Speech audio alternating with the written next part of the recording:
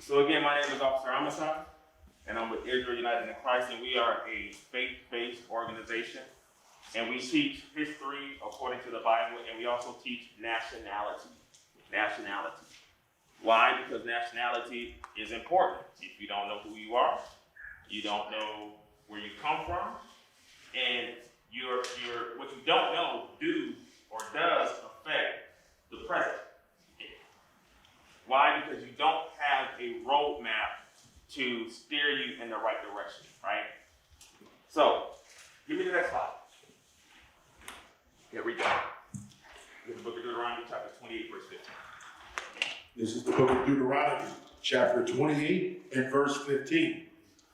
But it shall come to pass, if thou wilt not hearken unto the voice of the Lord thy God, to observe to do all his commandments and his statutes, which I command thee this day, that all these curses shall come upon thee and overtake thee. So the book of Deuteronomy, it was written to who? Does anybody know who? The Israelites, right? The book of Deuteronomy, the entire book was written to the Israelites. So this is Moses speaking to the Israelites, and he's telling them that if you do not hearken or listen to the voice of God, and observe to do all his commandments and statutes that he commanded them, that curses would be placed upon them. Now, these curses wouldn't actually take effect until years later. Why? Because it's a prophecy, right?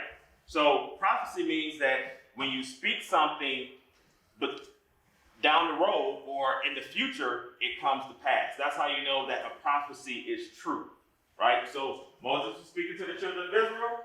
He told them, if you do my law, statutes, and commandments, that first off, you would be blessed if you do them. Secondly, if you didn't do them, you would be cursed. So there's a flip side to a coin. First, if you do them, you'll be blessed. If you don't do them, you'll be cursed. So there's consequences for your actions. Next slide. Verse 16. Cursed shall thou be in the city. So it says, cursed shall we be in the city. So now we're getting into some of these curses.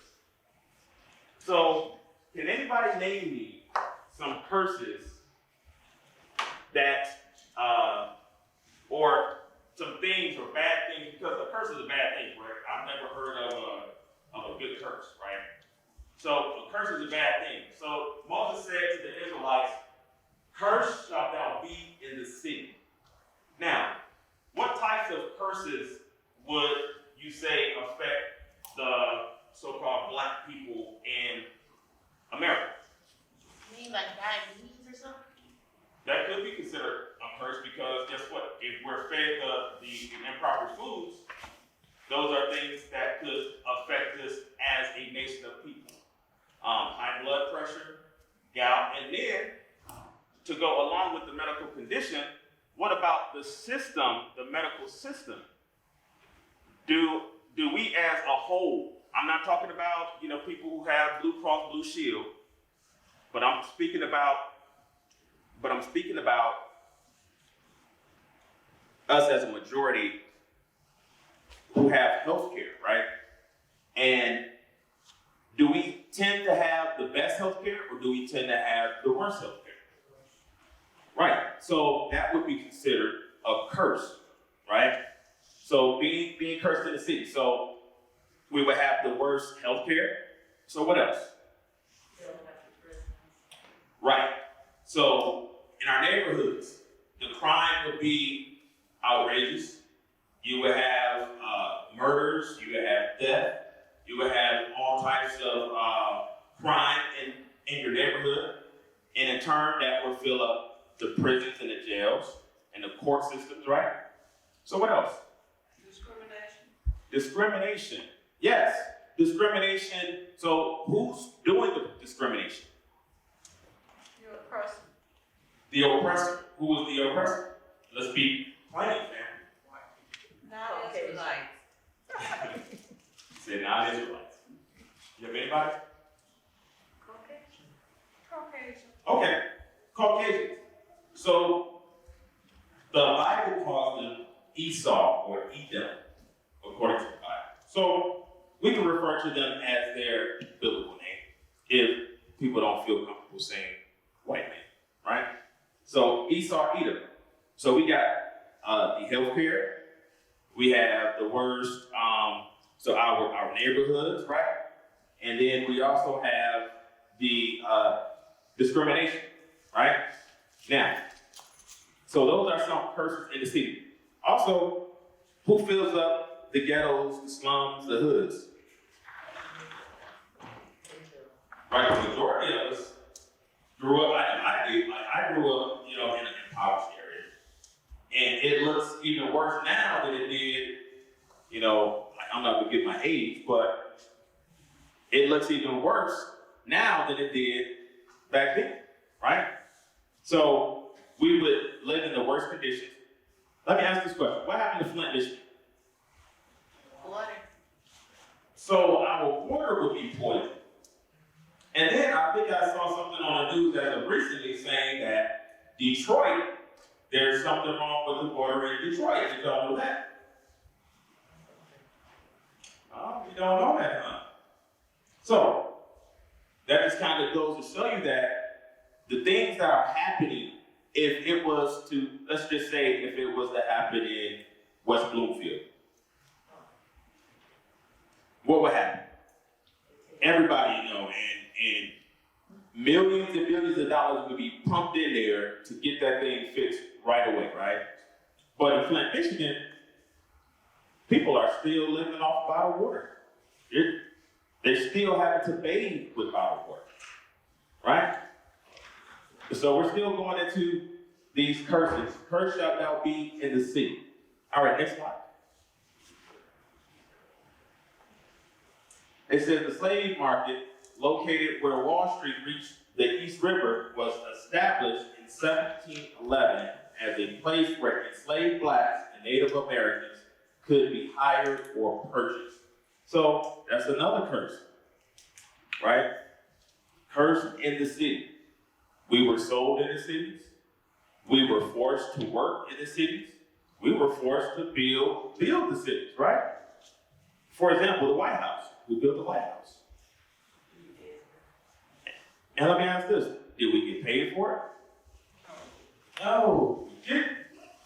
So slavery in itself is a curse, right? Let's see, next slide. All right, so now it said that we would be cursed in the field, Now, as you can see, we actually have photographs of us being cursed in the field.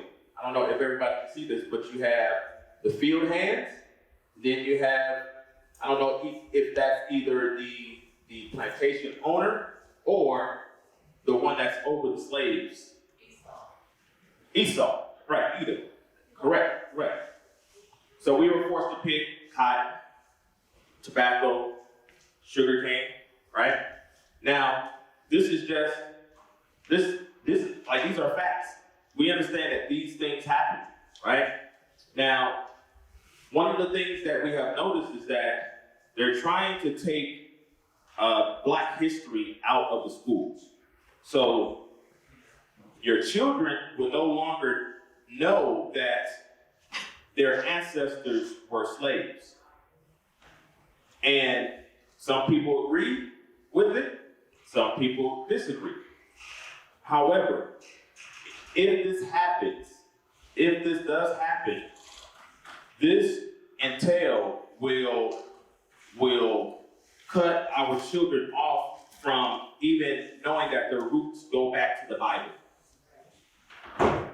Why? Because what are we reading? That we're actually reading the Bible. These are curses that actually happen to God's children, or the children of Israel, being cursed in the city, being cursed in the field. So if your children grow up and they never knew that they were slaves, how can they even associate themselves in the Bible? So that's why it's important for us as parents, as brothers and sisters, to educate our children, even if the school systems won't, and even then, they'll still get a watered down version of what the truth is, right? So cursed in the city, cursed in the field. So another way that we're cursed in the field would be the workforce, right? Or the career field. Because what do we have to do as we are getting paid, right? So we go to work, we perform a service, we get a check, but then you don't fully get all of the money that you work for, right? So what happens? Yeah, so what happens? What's taken out? Taxes, right? So, that's another curse. Why? Because, guess what? If our faith was on the money, if we were in rulership, we wouldn't have to pay taxes. But, not only that, also look at it like this. So your paycheck is taxed, and then when you go to the store to buy food items, they tax you again. That's a curse. That's a curse. All right, next slide. Verse 17. Cursed shall be thy basket and thy store. So it says, cursed shall be thy basket and thy store. Meaning that in our neighborhoods, we may have a small business, right? But typically, does that business thrive like, let's just say, for example, a Walmart or a Myers or Kroger's, where you see that they're not just in one specific area, but they're like national, all across the U.S., right? So it says, cursed shall be thy basket and thy store. So there was one point in history where it's called Black Wall Street. Is anybody familiar with Black Wall Street? Okay, so Black Wall Street is when a bunch of freed slaves got together and they built a community, right? And this community thrived. I believe they said that the black dollar stayed in the community. Yeah, how long was it? Like, yeah, it was something crazy because it circulated. Why? Because they all brought from each other.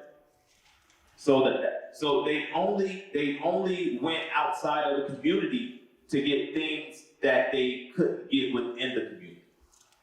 So we all supported one another. So what happened to Black Wall Street? Destroyed, right? So there was a famous band who came from that area. Is anybody familiar with the Who? Yeah, do you know this? It's called the Gap Band. Is anybody familiar with the Gap Band? Yes. Right, so the GAP, it actually stands for something. Greenwood, Archer, and Pine. Those are the streets in Wall Street, Black Wall Street, Tulsa, Oklahoma. Greenwood, Archer, and Pine. And they were famous for a specific song. Does anybody remember what that song was? Outstanding. Now that was a hit, but this one that I'm referring to, it actually refers back to what happened Black Wall Street. You dropped that bomb on me? Yeah. That was talking about Black Wall Street. So it's funny how things have been out for years, but nobody ever expounded on why they named themselves Gap Band. And that specific song, You Dropped the Bomb on Me, it refers back to what happened in Tulsa, Oklahoma. All right? Next slide. Verse 18. Cursed shall be the fruit of thy body, and the fruit of thy land, the increase of thy kind, and the flocks of thy sheep. So it says, cursed shall be the fruit of thy body. So the fruit of thy body would be your children, right? So when your children come out, we can go back to slave days to where But when your children came out, they were automatic slaves. And once they reached a certain age, they had to either work in a house or they had to work in the field, right? So your children would be cursed. Then it says that the fruit of thy land, the increase of thy kind, and the flocks of thy sheep. Meaning that anything that you possessed, it would be taken over by another nation. So, for example, we can even go back to the so-called Native Americans, right? So-called Native Americans. And a lot of us claim ancestry to the Native Americans. Like, I know I had a grandmother, and she said that she was, but that her mother was Cherokee. And even when you look at the so-called Native Americans, right? A lot of them were dark-skinned people. And there's a couple movies. I forgot the name of it. But they were called tree niggers. They were called tree niggers. Why? Because they lived off the field. When Esau, Edom came over during the 1500s, they had a hard time with them because they knew the land. So they came up with derogatory terms to call the so-called Native Americans, right? But everything that we had was stripped from us. Even on the west coast of Africa where they came and got us. I mean, yeah, we just can't think that we were just savages, running around swinging from trees. No, we had land, we had homes, we had wealth. All of that stuff was taken. It was stripped from us, right?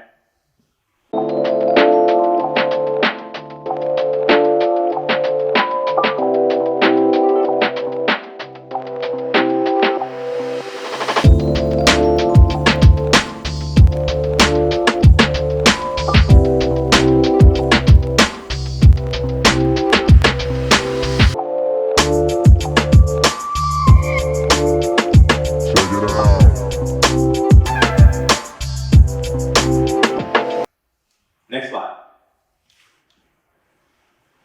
Verse 19. Verse 19. Verse 19. Cursed shalt thou be when thou comest in, and cursed shalt thou be when thou goest out. So look at this picture here. This gentleman, his name is Tony Thompson. It says, born a slave, died a slave. Now let me ask this question. How many of us in here consider ourselves as being a slave? All right, I got it. 1, 2 hands. 3 hands. So there's slight differences in slavery from back in the day till slavery now. Now we have the illusion of being free. Right, because kind of look at it like this.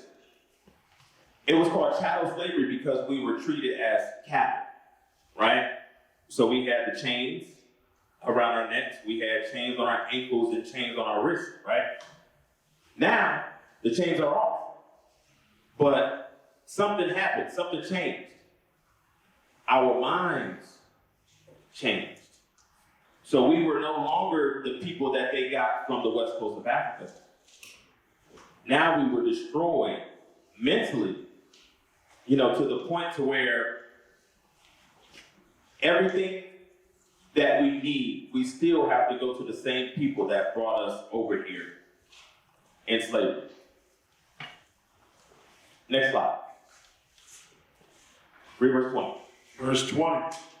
The Lord shall send upon thee cursing, vexation, and rebuke in all that thou settest thine hand unto for to do, until thou be destroyed, and until thou perish quickly, because of the wickedness of thy doings, whereby thou hast forsaken me. Right, so let me ask this question. Who can remember what the reason why we went into slavery in the first place. Because, Go ahead. because we didn't keep those kinds of laws. Exactly. So remember in the book of Deuteronomy chapter 28, verse 15, it says, because we did not do the commandments, that we will be cursed. So now, all of these things that we're reading are curses that have come upon our people. So it says, send upon thee cursing, vexation, rebuke, and all that thou settest thy hand to do, until thou be destroyed. So we do understand that we are destroyed as a people. And if you don't believe it, look at it like this. The so-called black, like us as so-called black people, we are the highest in abortion rates. We're the highest in heart disease, gout, like all of these things. We are at the top of the list, when it comes to us being destroyed as a people. So it says, until we are destroyed. Now, since the chains are off, they basically just let us do whatever it is that we want to do. And then they give us a God that doesn't look like us, that says, go and do as thou wilt. You're covered under the blood of Jesus. So in the black community, they say that God's laws are done away with. So that's why we see that the things in our neighborhoods, they're not getting better. Yeah, because they don't care. Right, exactly, they don't care. They want us to destroy ourselves. Government. Right, government. So, what we're proving, the curses in the book of Deuteronomy, the 28th chapter, pertains to not just, not everybody. It's specific to the so-called blacks, the Hispanics, and the Native American Indians. Next slide. So this is just a picture. I don't know how clear everybody can see it, but you have the cross right here. So when the Jesuit priests came over here, they brought white Jesus and they brought the cross. So what happened if you did not bow down and accept Christianity? Well, me, I don't care what color God is. I'm not talking about, we're not talking about, I have a specific question. What happened in the past when we did not accept Christianity? Beheaded? Right, so we were killed. That's facts. So this image right here, it shows that when the Jesuit priests came over here, they brought the cross. And as you can see, they have people hanging from trees. These are the ones that did not accept it. Then you have people working slavery, and these right here, these are the natives at that time. So believe it or not, the so-called Native American Indians, they went into captivity as well. Slavery as well. All right, next slide.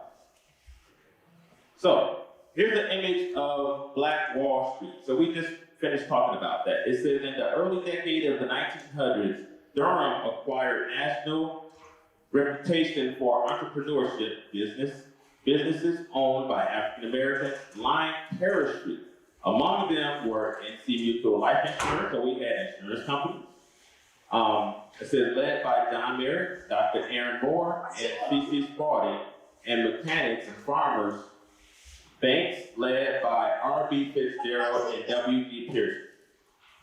So we had banks, we had insurance companies, we had bus companies, we had airports, we had our own hospitals.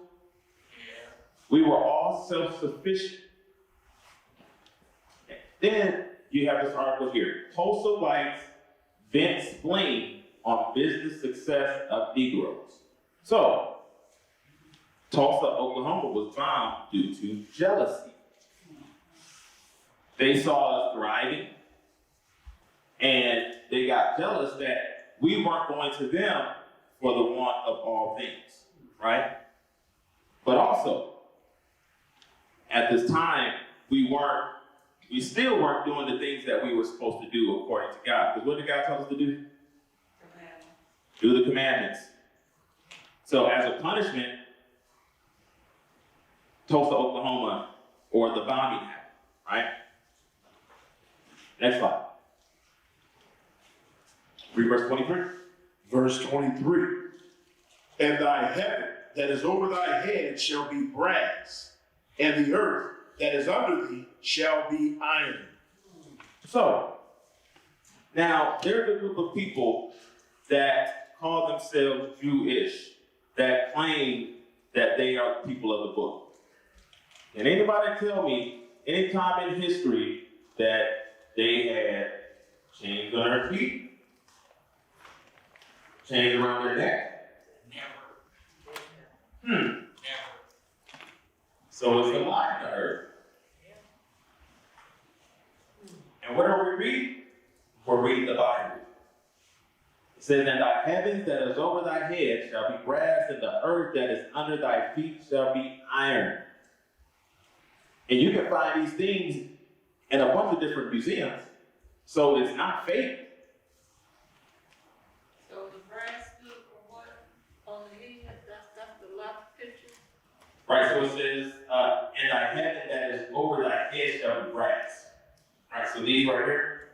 So I don't know if y'all can see these, but these were bells.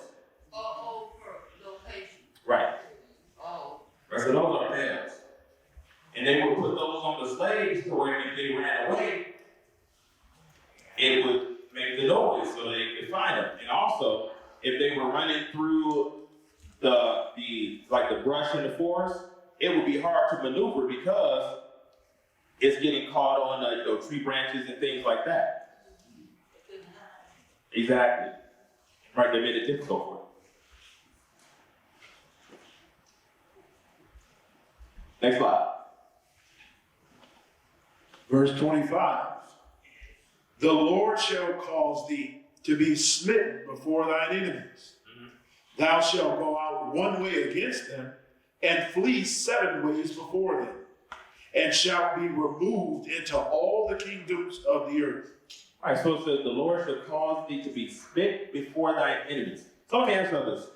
So during the Dark Ages, so before we show pictures of different images, different art, during the Dark Ages, where black people ruled,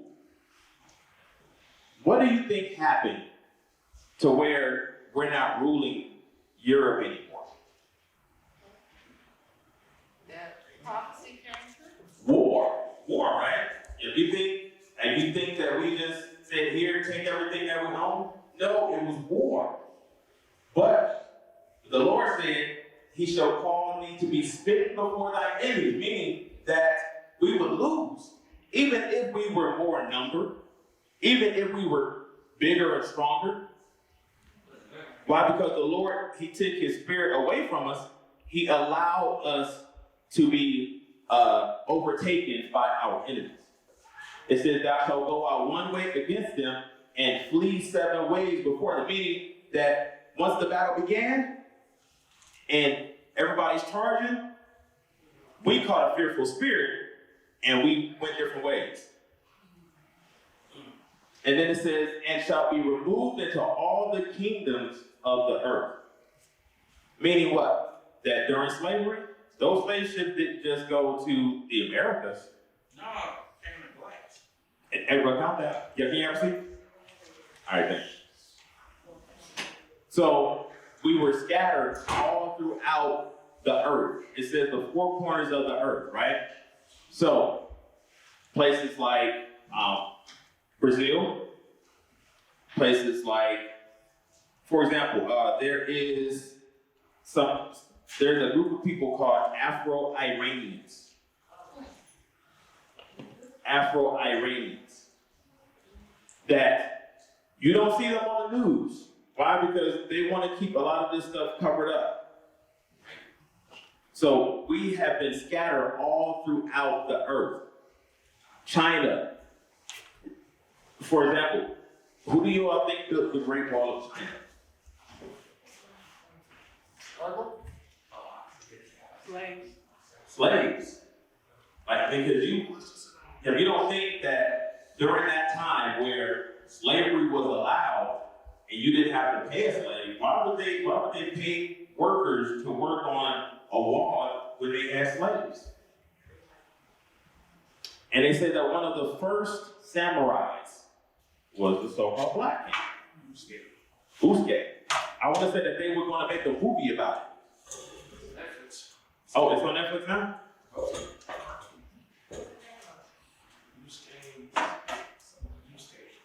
Usuke, yeah. We'll have to, we'll have one of the brothers look it up. But, so, we were scattered all throughout the earth. Next slide. And here are some of the places that we went to. So from the west coast of Africa, it says 45 million of us went to the West Indies. 4.5 million, sorry. 0.5 million went to the Americas. 0.3 million went over to Europe. You got 0.2 billion went to Central America. And 0.5 billion went to South America, Lima, Valparaiso, and Cartagena. Also, you had Brazil, Buenos Aires, all these different places that those slave ships scattered. So picture this. You and your brothers and sisters were forced onto a slave ship during the west coast of Africa. And on one stop, they grab your brother and they drop him off in Brazil. Another stop goes to the Americas, or I'll say North America. And then another stop went to Central America. Now, in these lands, we learned a different language. We learned their cultures, and we learned how to serve their God. So now, guess what? You wouldn't even recognize your brothers and sisters even if you saw them.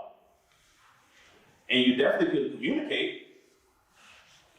So all of these people in these different areas, now I'm not saying 100% because we do understand that there are other people in those areas, but the majority of those people that are part of the diaspora are our people.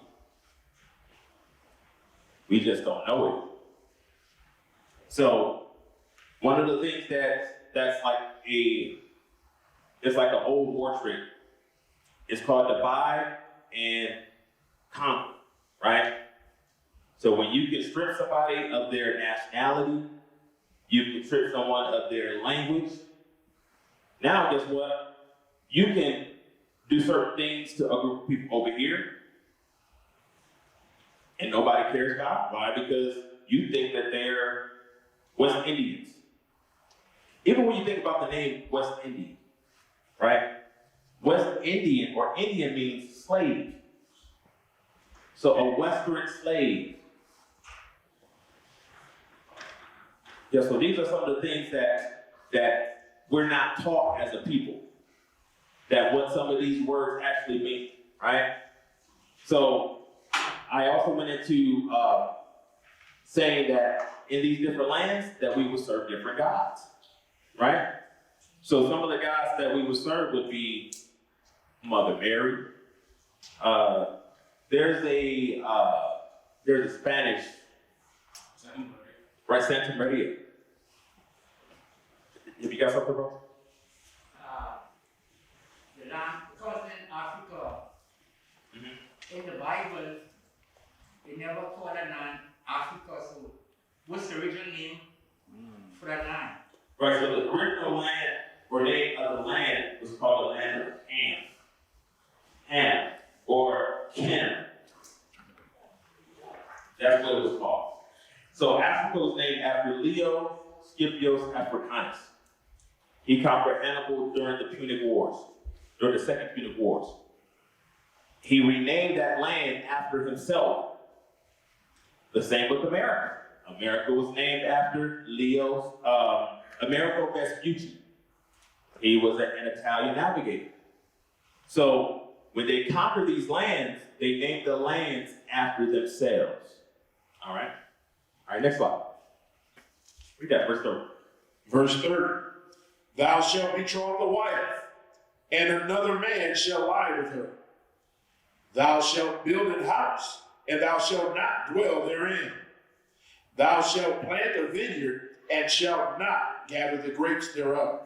So let's read it slow. It says, thou shalt betroth a wife, and another man shall lie with her. So betroth means to like she's promised to somebody, right? So what does it mean that another man shall lie with her? What's that? The person. The oppressor, right? So can somebody name some movies to where we've seen to where there was examples of this happening? Right, you had Bruce, you had 12 Years a Slave. Yeah, what else? You had the Underground. Here you tell me. Right here, tell me. Goodbye, Uncle Tom. Goodbye, Uncle Tom. Amistad. Yeah. And there was another one. There was, what was the name of it? I can't think of it right now. But we saw that whenever the slave master wanted, he had access to any of the slaves. And he used it. But what we're reading this out of the Bible. The Bible said that this would happen to us. Well, and I'll give anybody $100 if you can prove that these things happen to any other race of people. Any other race of people. Next slide. Read that. Verse 32. Thy sons and thy daughters shall be given unto another people, and thine eyes shall look and fail with longing for them all the day long, and there shall be no might in thine hand. Right, so it says, thy sons and thy daughters shall be given unto another people, or another race. Another race of people. It says, and thine eyes shall look and fail with longing for them all the day long. I remember 12 years as a slave. The woman, she had her children taken away, and she cried the rest of the movie. So something that was written so long ago came into effect about 3,000 years later. That's how you know that a prophecy is true. And this did not happen to any other nation of people. And when it says, and there shall be no might in thy hand, there was no economic might, there was no military might. We couldn't pray our way to get our kids back. There was nothing that we could do. Once your children were sold, that was it. You never saw them again. And all because of our disobedience to God's laws. And we're still disobedient. I'm going to kind of fast forward it till today, right? For example, Child Protective Services, if they were to come and get your kids, is there anything that you can do about it? I mean, unless you got money like that, unless you just, you can hire the best attorneys and afford to be in a legal battle for a year, 2 years, maybe. But there's no might in our hands. Why? Because the system was set up to fail us. So, we can't continue this next week. So, since this is Black History Month, and this is considered Black History, we would definitely like to invite everybody back. We actually have a lot more to kind of go into and also be able to open it up for questions at the end. But since we're out of time, just have your questions ready for next time, and Lord's will, we can address those. All right? Most High in Christ bless. It's Officer Yuri out here. Who we here with? Brother Thorns, my brother Patrick right here. So, Brother Patrick, so you had a lot of questions. So did you, overall, what you think of the presentation? I thought the presentation was pretty well. The questions were answered accordingly. I have more. I was invited by a very good friend of mine. It's been a while. I am a firm believer in giving anything a try. To learn about your culture, history, and so on. So I urge anybody that would like to come down and see and talk to him. You know, here at the library. These guys can answer your questions. Next week I have some more questions for them, and I truly enjoy it. Crazy. So we gonna see you again? Oh, absolutely. All right, bro. All right, shalom, y'all, Israel. You know, we'll be back next week. Trying to make it a weekly thing, so Lord's will, we can begin to build the audience that we need, and boom, the word can go out strong. So with that, say shalom.